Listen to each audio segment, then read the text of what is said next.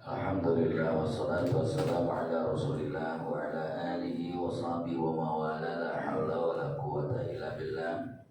Subhanaka la ilma lana illa ma 'allamtana innaka antal alimul hakim. Rabbi shrah li sadri wa yassir li amri wa hlul 'uqdatam min lisani yafqahu qawli. Ilahi anta maqsudi wa ridhaka matlubi 'atini mahabbatan wa ma'rifatan.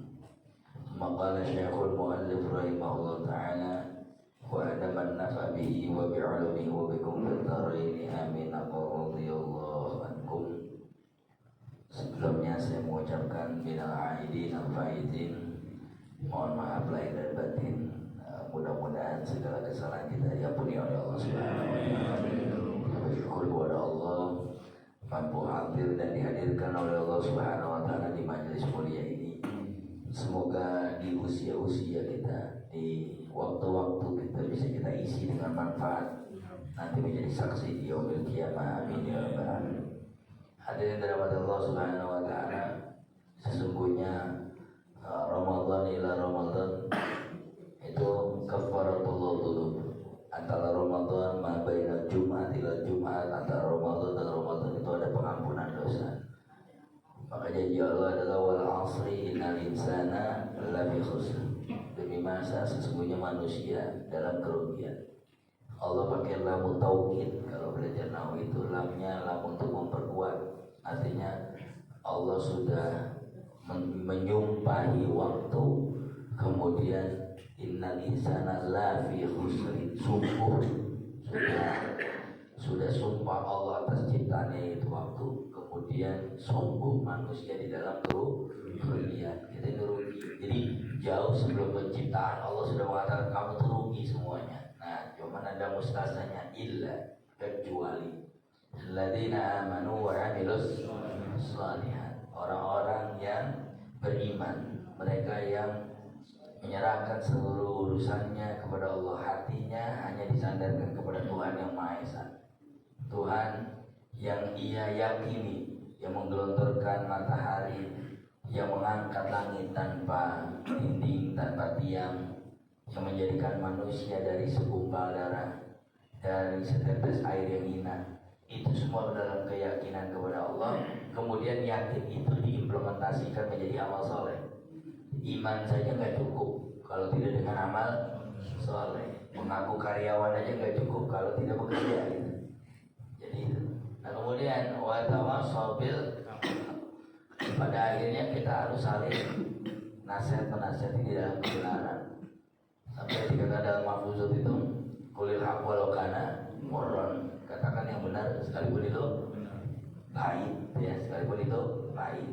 Artinya apa? Murran itu maksudnya apa? Kebenaran kadang-kadang berujung pada kepahitan. Begitu mengatakan yang benar sama bos dipecat. Begitu mengatakan yang benar sama bos dipindah tempat, bahkan dilengserkan, ya. Begitu mengatakan yang benar ada qulil haqq, dan kalimat jihad itu adalah kalimatul haqqi inda sultanil baik. Berkata yang benar di depan penguasa itu yang berat. Nah, berkata yang benar di depan penguasa itu berat. Dulu saya pikir ini kan tergantung si pendakwah, ya. Berkata yang benar kepada penguasa yang zalim berat. Itu saya rasakan betul itu. Bagaimana? 1 bulan yang lalu saya berceramah, kemarin ditangkap orangnya 60 miliar. Makan malah saya posting lagi saya ceramah. PN Jakarta Selatan itu sebulan sebelum itu saya ceramah menyambut Ramadan. Barangkali yang pernah lihat postingan saya sama kepala pengadilan negerinya itu, ya. Besoknya ditangkap. Langsung postingannya saya hapus, malu. Padahal saya sudah katakan gitu, ya.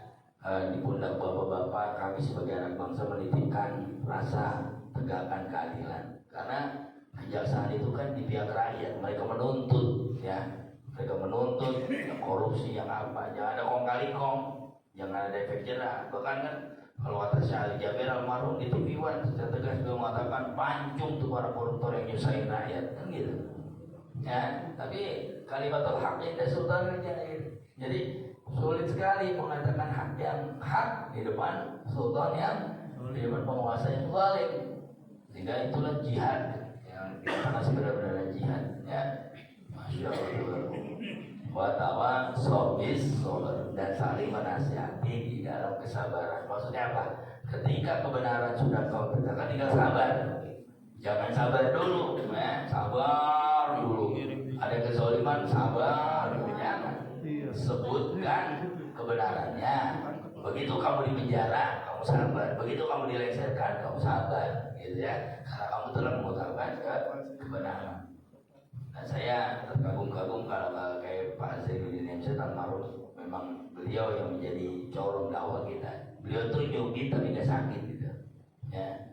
Bagaimana nyubit artinya mengatakan yang benar kepada yang zalim tapi nggak sakit, nah itu yang menarik.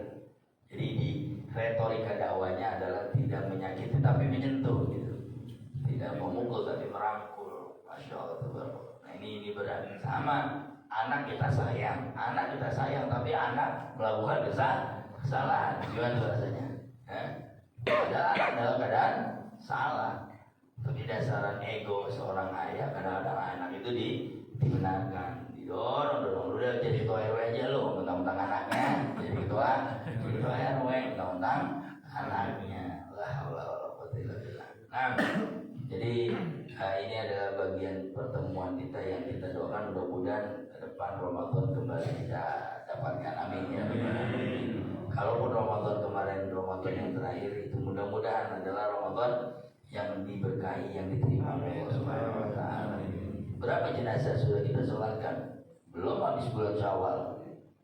Belum habis bulan Syawal. Kemarin kakak saya meninggal dunia, ya, kakak ipar saya meninggal dunia. Sama Ramadan memang sudah kondisinya sudah begitu. Artinya apa? Ya itulah, hari ini ya tertawa-tawa, kemarin masih lebaran, tapi besoknya telah meninggal dunia. Masya Allah. Hadirin dirahmati Allah, sungguh waktu yang cepat kita dalam kerugian, maka isi waktu-waktu kita mudah-mudahan ini menjadi amal. Nah, Bismillahirrahmanirrahim. Qala Rasulullah sallallahu alaihi wasallam, arba'un minas saqai, ada 4 daripada sebuah penyakit. Ada kekotoran di dalam diri kita, ada 4 setidaknya di dalam riwayat Abu Nuaim dari Anas bin Malik. Yang pertama jumudul ain, ya, ini mata yang tidak pernah nangis. Jumudul ain, mata yang tidak pernah nangis. Mata yang tidak pernah nangis itu harus berarti kerasnya hati kita tuh, ya. Betapa mata ini nggak pernah nangis. Coba beberapa kapan terakhir meneteskan air mata. Kalau kemarin saya rasakan banget itu ketika tensi saya agak naik. 3 hari yang lalu saya tepar, bangga banget sama sekali itu. Begitu di tensi mau naik ini kayaknya sama asam lambung lagi. Baru deh, ya Allah ngeri gitu ya. Baru deh, ya Allah mati lagi nih, gini lagi terus gitu ya. Maka ketika netesin air mata, ketahuilah itu rahmat Allah, itu kasih sayang. Apalagi sambil sujud kita pikirin apa yang menjadi beban hidup kita, yang Allah kira-kira redho nggak nih dengan hidup kita? Allah redho nggak dengan cara hidup kita model gini?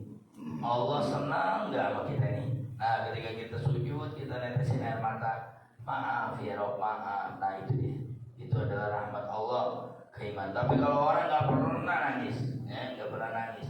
Ini nggak pernah nangis karena keras hati, bukan karena cengeng, ya, bukan karena beda, keras hati. Tidak pernah meneteskan, tidak punya rasa iba, apalagi seseorang yang barangkali tidak punya rasa kasih sayang. Dulu ada di zaman Nabi Muhammad, ada orang punya anak 10. Begitu Nabi Muhammad melihat dia melihat Nabi Muhammad mencium Hasan dan Husain, cucunya dicium tuh Hasan dan Husain. Kemudian orang itu bilang, Muhammad, saya punya anak 10, tidak satu pun saya cium. Maksudnya apa? Dia nggak tahu saya ini ayah yang arogan atau ayah yang tegas gitu ya. Apa kata Nabi Muhammad? Man lam yarham lam yurham. Yang tidak punya kasih sayang, yang nggak bakal dikasih sayang. Maksudnya apa? Ya kamu boleh bangga dengan 10 anak laki-laki gagah saya nggak pernah cium mereka, artinya mereka saya didik keras. Kamu boleh bangga dengan itu. Tapi apa kata Nabi Muhammad? Orang yang nggak punya kasih sayang, yang nggak perlu dikasih sayangnya. Malam yarham lam yuhan. Maka lanjutannya irhamu man fil ardi yang yarhamkum man fis sama. Cintailah yang ada di bumi, kamu akan dicintai yang di langit. Ini keluar dari lisan Nabi Muhammad yang Masya Allah, tegasnya beliau dalam masalah hak dan batil, tegasnya beliau masalah agama ini. Tapi begitu melihat cucunya dicium, melihat cucunya iba hatinya, kemudian tumbuh rasa kasih sayang seorang kakek, apalagi kepada anaknya Fatimah. Masya Allah, sudah saya ceritakan barangkali di majelis ini bagaimana syawalnya Fatimah, bagaimana lebarannya Fatimah dan keluarga. Begitu Ibnu Rafi sama Abu As'ad, Abu Suwan Ad-Duwali kalau tidak salah. Dua orang ini setelah sholat Aid datang ke rumah Ali bin Abi Thalib. Ngapain? Untuk menyambangi. Makanya kalau ada orang bilang halal bihalal, saling ke rumah tetangga saudara itu bid'ah, dan dia nggak baca hadis. Ini Ibnu Rafi sama Abu As'ad ini habis sholat Id datang ke rumah Ali berkunjung. Memang udah biasa di zaman Nabi Muhammad berkunjung ke rumah sanak famili setelah sholat Aid. Yang bilang ini bid'ah, bawa kemari orang yang ntar saya kasih hadisnya. Pasti nggak baca hadis. Dia baca hadis apa sih itu? Pakai apa jadi bid'ahin? Kemarin halal bihalal bid'ah. Ilaha illallah. Kalau halal bihalal bid'ah, terus Soekarno bagaimana minta maafnya sama Buya Hamka? Kenapa halal bihalal? Walaupun tradisi itu dimulai oleh Pangeran Sambernyawa di Keraton Surakarta. Beliau yang mulai itu. Bagaimana abdi dalam itu menghadap raja, menghadap paduka, untuk beliau minta maaf juga beliau wanita. Akhirnya berkumpul. Jadi dihalalkan segala yang tadinya barangkali berbuat salah. Ada yang nggak bisa dihalalkan, ada apa? Utang nggak bisa pakai halal bihalal. Halal ya? Halal. 2 juta halal, bayar. Ya. Maka Abu As'ad dan Abdul Rafi ini datang ke rumah Ali. Begitu datang, itu nyium bau yang enak, kayak masakan yang udah agak lama gitu. Ternyata di dalam hidangan minal aidin mereka bukan rendang, bukan semur, roti yang setengah basi dengan karenya. Itu yang mereka punya, semangkok-semangkoknya. Ibnu Rafi lari ke Rasulullah SAW sambil nangis. Ya Rasulullah, lihat keluargamu, ya Rasulullah, lihat Ali, lihat. Ada apa Ali? Kenapa Pak Fatimah, kata Rasulullah? Lihat aja deh, kita berdua gak kuat. Begitu Rasulullah sampai depan pintu, beliau menyaksikan. Rasulullah Ishad, saksikan wahai malaikat, saksikan wahai malaikat, inilah keluargaku. Inilah Ali, Fatimah, Hasan. Tapi mereka di dalam rumah ketawa-tawa. Kan ini hari kemenangan. Gak ada yang boleh nangis hari itu. Justru yang nangis adalah orang-orang di luar itu. La haula wala quwwata illa billah. Kemudian oleh Rasulullah, hai Ibnu Rafi, jangan ceritakan ini kepada siapapun. Takutnya jadi dalil. Artinya punya makanan mewah, punya makanan enak di yaumil Idul Fitri, itu menyalahi Ali bin Abi Thalib. Takutnya begitu. Fatimah aja gak punya makanan enak. Kalau ini kemudian kau ceritakan, khawatir umatku gak berani masak-masak. Khawatir orang Nurul Iman gak punya rendang, gak punya semur. Nanti itu dijadikan dalil, Fatimah aja dong gitu. Akhirnya jangan kau ceritakan. Nah, kapan Ibnu Rafi dan Abu As'ad ini menceritakan? Ketika Rasulullah meninggal dunia, baru diceritakan kepada umat Islam. Saya tidak tahan terhadap itu. Begitu Nabi Muhammad meninggal, baru ini diceritakan, dikisahkan bahwa saya pernah datang ke rumah Ali bin Abi Thalib dengan hidangan roti yang udah setengah basi. Dan itu yang mereka punyai. Karena sebelumnya mereka mendermakan hartanya. Nah, dan apa yang terjadi? Apa rumah tangga mereka dalam keadaan gak punya begitu? Sedih, enggak, malah ketawa-ketawa dalam rumahnya. Itulah keluarga Nabi Muhammad SAW. Keluarga yang hari ini susah membangun keluarga seperti itu. Gak punya duit dikit, diem tuh nenek, diem aja. Apa sih nek? Tidak ada senyuman sedikit. Ada uang abang? Gak kagak ada uang, no dia orang, itulah keluarga, itu keluarga apa? Ya, doain. Jadi memang ya Allah banyak kisah-kisah yang mesti kita teteskan air mata kita. Jauh, apa yang kita miliki jauh lebih nikmat daripada apa yang dimiliki oleh keluarga Nabi Muhammad.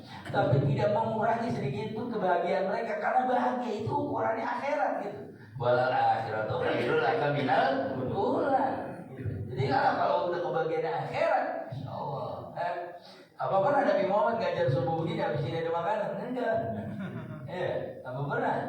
Beliau barangkali diamplopin dan lain sebagainya kan enggak. La ilaha illallah. Maka apa yang kita punyai mesti menetesin air mata. Netesin air mata bukan gini, kalau netesin air mata kena musibah, lazim, sudah biasa. Anak sakit netes air mata. Coba teteskan air mata sebagaimana hidumuul ainil arus.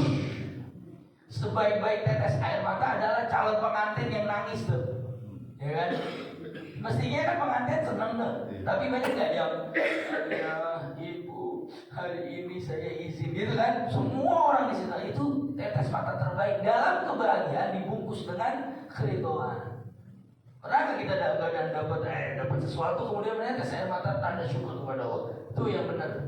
Ya, netes air mata di dalam syukur kepada Allah. Kalau kena musibah semua juga netes, ya kan?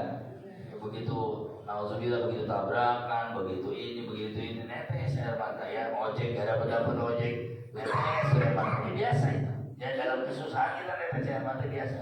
Tapi dalam kesyukuran, dalam kenikmatan. Makanya tuh lihat pengantin. Saya aja kalau hadir ke sebuah pengantin, mau ceramah pengantin itu kalau ngeliat pengantin menangis, saya kadang-kadang bingung juga, ini orang bahagia itu gimana sih sebetulnya? Ya kan? Tuh dibayar tunai, saya terima. Nah itu apa jadi cengeng begitu? Padahal nikmat ya. Tapi mungkin terharu ya. Kita pernah mah di Kuningan, saya lihat di Kuningan. Nggak tahu gimana itu di Kuningan ya. Begitu saya dibayar tunai. Tuh pengantin diem aja Pak, nggak jawab, diem, nggak taunya kesurupan Pak. Jadi jinnya datang, rupa-rupanya dia dulu, mohon maaf ya saya, dia mungkin santri Jawa, suka ngamalin sesuatu, nggak boleh bengong sedikit, nggak boleh di pressure gitu. Tahu sendiri kalau jadi nganten, kayak apa rasanya? Rupa-rupanya lagi dibayar tunai, dia diem memang. Kata orang, malah kesurupan. Malah kesurupan tuh orang. Bukan di Kuningan. Bukan di Kuningan, di Majalengka kalau nggak salah. Masya Allah. Bapak masih ingat tuh akad nikah dulu nangis nggak? Nangis nggak? Wah saya mau ketawa-ketawa Pak. Ketawa-ketawa girang ya kan. Apalagi kakak saya kagak nangis. Kenapa? Beban hidup mereka hilang atuk. Pip, udah apa Pip, lu kawin gue capek masakin lu. Saya agak telat usia 29 kelamaan di majelis, kelamaan di ngaji gitu. Kelamaan di ngaji sama kelamaan main deh. Jadi nggak ada niatan, kita didorong sama kakaknya. Jadi jumudulain, kita nangis apa ya, nangisin apa yang menjadi kesyukuran ya. Nikmat punya anak, punya cucu, nikmat. Nah, maka nangis itu sebagai rahmat dari Allah. Yang kedua, qaswatul qulub. Nah, ini kerasnya hati. Ini tanda orang yang sakit itu punya penyakit kerasnya hati. Hati nggak kena dengan nasihat, ya. Hati nggak kena dengan ibrah. Begitu ada gempa bumi, begitu ada puting beliung orang kena musibah, cuek aja. Nah itu dia tuh qaswatul qulub. Orang yang diceritakan tentang Palestina begitu dahsyatnya, cuek aja. Nah itu namanya qaswatul. Lebih jauh lagi, dengar azan, dengar kematian, nggak tergerak hatinya, ya, tidak menunduk saat orang meninggal, tidak tergerak hatinya saat ada panggilan azan. Ini orang keras hatinya, susah nyari obatnya Pak. Keras hatinya susah nyari obatnya. Maka harus ada nasihat-nasihat yang sifat mungkin ayatul kauniyah, ya. Begitu nasihat itu sampai ke dia, baik orang tuanya meninggal atau orang terdekatnya meninggal, atau ada nasihat-nasihat terbaik, maka baru deh hatinya tergerak. Nah ini orang ini berat ya. susah nyari obatnya, di apotek mana juga nggak ketemu. Orang keras itu sombong ya, nggak ada itu obatnya, susah obatnya. Makanya bahaya kita minta kepada Allah agar dihindarkan dari hati yang keras. Dapat nasihat nggak kena kita di pesantren baru guru kita ngomong aja itu udah nangis Pak. Misalnya kita salah nih dipanggil, ente dipondokin sama orang tua ente buat apa, segitu aja deh.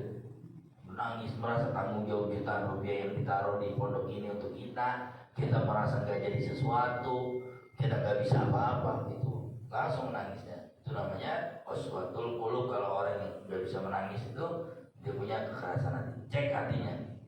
Wal hirsu, kegemaran terhadap dunia sama dunia, masya Allah. Dunia boleh Pak, boleh nggak punya mobil mewah? Boleh. Cuma jangan ditaruh di hati itu mobil mewah. Taruhnya di mana? Di garasi. Gak muat di hati. Ya. Jadi dunia buat siapa sih yang nyuruh ninggalin dunia? Kalau tidak ulama-ulama sufi paling ya. Tapi apakah kemudian ulama sufi gak boleh naik pesawat? Apakah ulama sufi gak boleh pakai kuda yang bagus? Rasulullah kudanya bagus, kuda perangnya bagus. Baju zirah Rasulullah itu mahal. Baju zirah yaitu baju yang kalau kena pedang itu sayatan ya, besi gitu, baju perang. Itu mahal ya. Artinya siapkan duniamu, wala tansa nasibaka minan dunia. Jangan kau lupakan dunia, tapi jadikan dunia itu kendaraan akhirat gitu. Kalau yang pakai motor Mio bangga ke Nurul Iman, mestinya yang punya sedan lebih bangga lagi ke Nurul Iman gitu. Ya kan? Naik motor Mio hujan-hujanan nyampe ke Nurul Iman. Punya mobil 3 gak nyampe ke masjid. Dan gitu. Jadi jadikan sarana duniawi ini menjadi sarana menuju akhirat. Boleh punya dunia, boleh. Tapi jangan sampai merupakan akhirat. Tapi biasanya orang gagal kalau dikasih duniawi, orang gagal. Dikasih susah ingat Allah, dikasih senang biasanya orang gagal dengan dunia gitu. Itu yang kemudian dihindarkan oleh para sahabat Nabi. Mereka melupakan dunia, bukan melupakan sebetulnya, nggak mungkin. Wala tansa nasibaka minan dunia. Kamu jangan lupain bagianmu dari dunia. Berarti kalau kita melupakan dunia, kita melawan ayat. Ayat Quran kan mengatakan wala tansa, jangan kau lupakan nasibaka minan dunia, bagianmu di dunia. Tapi kata nasib, asaba yusib, itu kan bagian yang kemudian ditetapkan oleh Allah. Makanya ada istilah nasib. Ya nasibku begini aja gitu ya. Berarti itu bagian Allah kepada ente. Maka perankan bagian-bagian Allah. Menjadi ustaz, jadilah ustaznya Allah. Menjadi pengusaha, jadilah pengusahanya Allah. Jadi santri, jadi apapun. Jadi politik, jadilah politikus Allah gitu. Jadi ini dunia sudah ada nasib, sudah ada bagian-bagiannya. Ma'asabat, apa yang telah Allah bagikannya, maka itu yang terbaik. Saya nggak bisa jadi dokter kandungan, nggak bisa saya nggak bisa jadi dokter. Orang jadi dokter, kalau saya jadi dokter itu ada orang kepalaku yang saya kasih amalan baca Fatihah 7 kali, kagak sembuh, kagak nyambung gitu. Jadi apa yang sudah menjadi bagian dunia kita itu jadikan sarana kita ke akhirat. Banyak yang menjual agama, banyak kan? Banyak. Ustaz-ustaz itu banyak. Nah itu yang kita naudzubillah, semua naudzubillah. Makanya doain Pak, mudah-mudahan saya istiqomah ya. Tetap di jalur ini, jangan bergeming. Tetap di jalur di mana kita benar-benar pengen menjadi akhirat, tujuan akhir kita. Karena pada akhirnya apapun bagian dunia kita bakal ditinggalin. Betul nggak? Siapa yang punya duit paling banyak di sini? Nanti di kuburan dibawa nggak tuh? Dibawa. Yang ditaruh di Nurul Iman. Ya. Oh saya nggak mau jadi orang kaya, harta nggak bisa dibawa. Jangan, nggak boleh punya pikiran gitu. Jadilah orang kaya dan kau bawa hartamu. Utsman bin Affan itu sumur disedekahin, tanah sebidang hotel disedekahin sampai sekarang. Utsman bin Affan itu ada wakafnya, hotel ya. Jadi orangnya mati sekian ribu tahun yang lalu, amalnya sampai sekarang jalan. Ya, kehidupan dunia dan kehidupan akhirat panjangan mana? Akhirat gak ada apa-apanya dunia.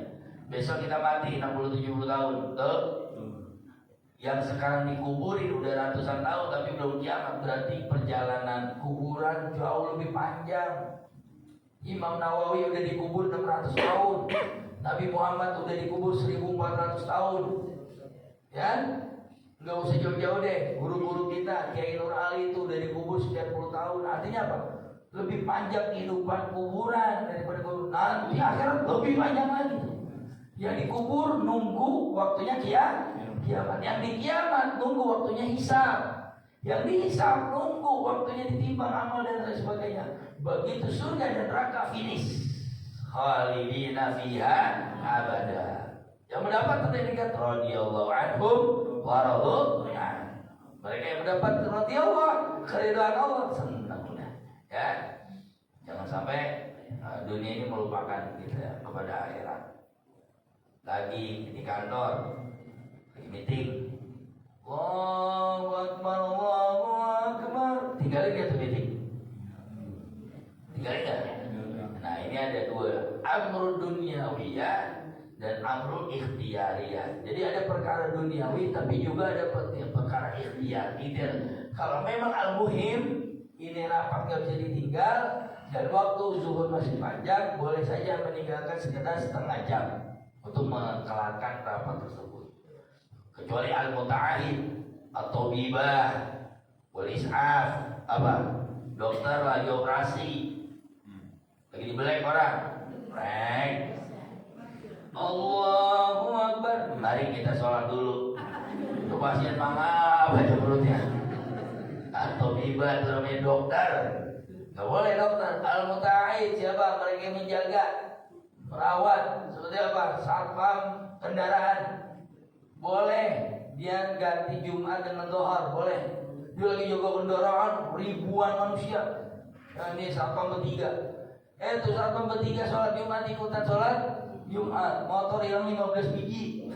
Nah, maka nggak boleh begitu. Ya, maka nggak apa-apa nih. Si satpam ini keamanan nanti ganti dengan sholat Dhuhr. Karena dia lagi menjaga orang yang lagi sholat Jumat. Itu boleh. Jadi dokter, satpam, apa lagi? Pilot. Ya, di perjalanan pilot. Wah, minggir dulu. Coba dulu nih. Mau ke Saudi, minggir dulu di Qatar nih. Sholat Jumat dulu. Enggak gitu ya. Karena musafir itu dibolehkan untuk meninggalkan Jumat mengganti dengan qasar. Sudah kita lewati bab ini. Watulul amal. Yang keempat adalah panjang angan-angan, ngayal. Ngayal itu kerjaan setan. Pelanga, pelongo, temennya kopi dan merokok. Wah, udah dah 1-2 jam gak berasa. Padahal kalau kita baca Quran dapat gak 1-2 juz? Kopi hitam, mohon maaf, ambil rokok, pelanga, pelongo, pelanga. Udah mikirin enak kali punya duit 3 miliar ya. Terus saja. Nah itu teman-teman setan. Tulul amal, panjang angan-angan. Boleh nggak berbeda panjang angan-angan, beda cita-cita. Bahkan katanya gantungkan cita-citamu setinggi. Boleh nggak itu? Boleh. Cita-cita. Tapi kalau ngayal itu nggak ada action. Dia ngayal aja ngayal, dia ngayal aja.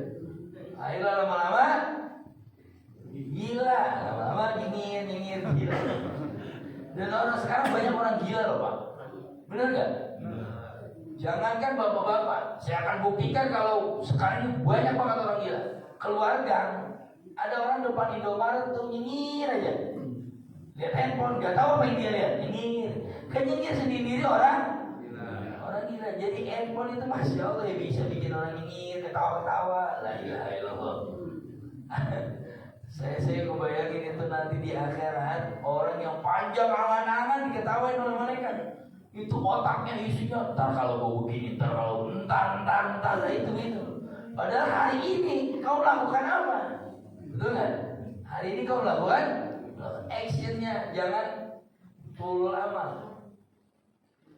Kata Albert Einstein, materinya 1, actionnya 99. Jadi konsepnya 1. Misalnya kita mau konsep apa 1 aja, actionnya 99. Dan kenapa kudu 9? Karena dari 99 pasti ada gagalnya tuh. Gagal lagi, mulai lagi, try lagi, gagal lagi, mulai lagi, eksperimen lagi, gagalnya di mana? Belajar lagi, diobservasi lagi, mulai lagi. Masya Allah gitu ya. Sama, semua kan begitu, semua kan begitu. Oh ini gagal, oh yang ini gagal. Coba-coba dari sisi yang ini coba dilihat. Oh ini, yang ini agak berhasil nih, gitu ya. Dulu lama, panjang angan-angan. Nah ini adalah 4 hal yang mesti kita jauhi. Maka obatnya yang pertama, biasakan qiraatul Quran. Biasakan baca. Nanti terkikis kerasnya hati kita dengan baca Al-Quran. Apalagi mentadaburi ayatnya. Nah, apakah kalian tidak mentadabur? Tadabur itu artinya memahami isinya. Yang makanya ngaji. Memang pengajiannya itu agak berat kalau sudah ngaji tafsir. Ya kalau sudah ngaji tafsir, sudah kitabnya besar-besar, tapi sesungguhnya nikmat ngaji tafsir. Karena memang concern saya kan STH itu kan teologi Islam yang diambil dari Injil hermeneutik itu, kemudian diadopsi untuk memahami tafsir Al-Quran, tapi tidak meninggalkan nilai tafsir itu sendiri, gitu ya. Jadi komparasi antara perbandingan seperti Injil hermeneutik to be hermen, gitu ya, untuk menghermeneutik, untuk tafsir dengan takwil tafsir para sahabat, gitu ya. Jadi nikmat tafsir itu.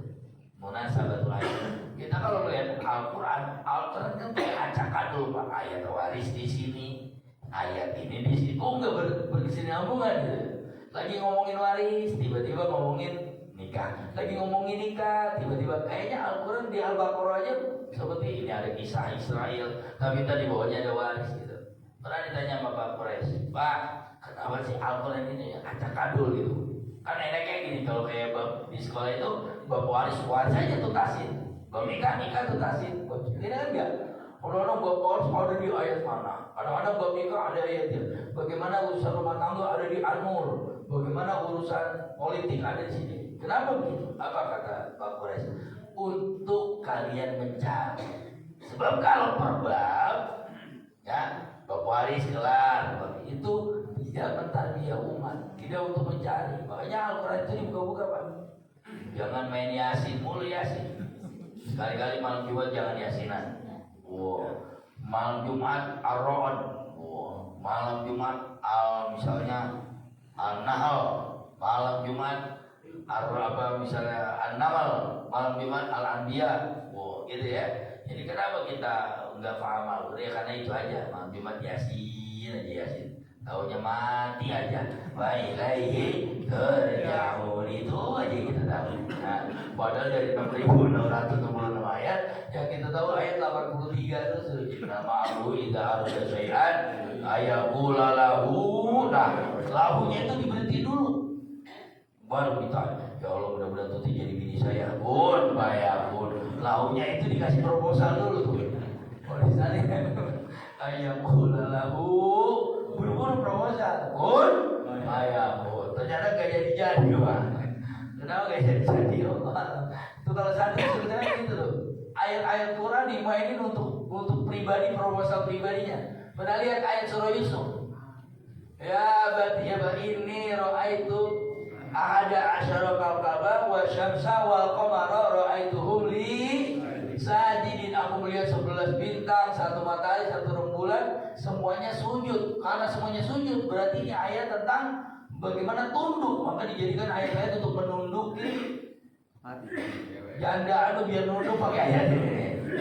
Akhirnya dipakai ya ra'aituhum li, disebut Jamila sajidin.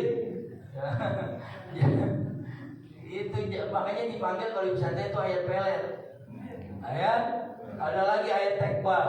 Ya. Qala ya naru kuni bardan wa salaman ala Ibrahim. Ya, api, jadilah kau dingin, selamatkan Ibrahim. Itu kan Nabi Ibrahim dipakai ayat-ayat tekbal biar enggak mempan terhadap benda, pakai ini. Ya, akhirnya korek api dibakar melepuh. Wah, ini ayat disalahin sama dia. Saya bilang ayatnya bilangnya gimana? Ya narukuni bardan wa salam